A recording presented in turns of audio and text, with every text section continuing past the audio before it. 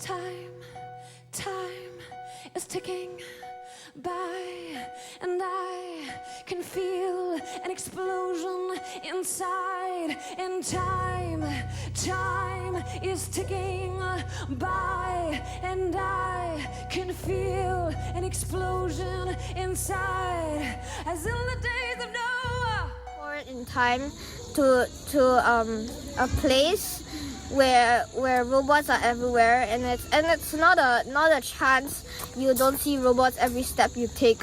And then they have these machines in the restaurants and food centers you want to buy from, so it's like a 3D printer. But what I see is that when they 3D print the food, like for example you want lasagna or hamburger, it's fine. They just 3D print it. But you know what they put inside? They put false nutritions and also insect bits I saw. But the people who eat it can't see it because it's already covered by the 3D printer. And then the food is like, it tastes like it, smells like it, and looks like it, but it's not it. It's just harmful chemicals they're putting in your body.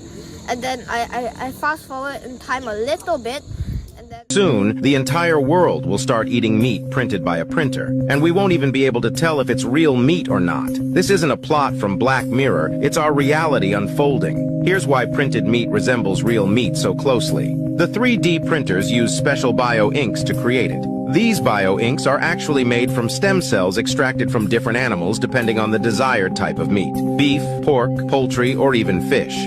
In a laboratory, these cells then multiply, interact, and differentiate into the fat and muscle cells that make up bio-ink. These bio-inks are then intricately layered by specialized 3D printers to construct meat products that closely mimic the texture, taste, and nutritional composition of traditional meats. This is identical to real beef, and when it is ready and served, even the smell is the same. Scientists claim that by using this technology, the environmental impact associated with conventional livestock farming will be greatly reduced. So would you eat printed meat?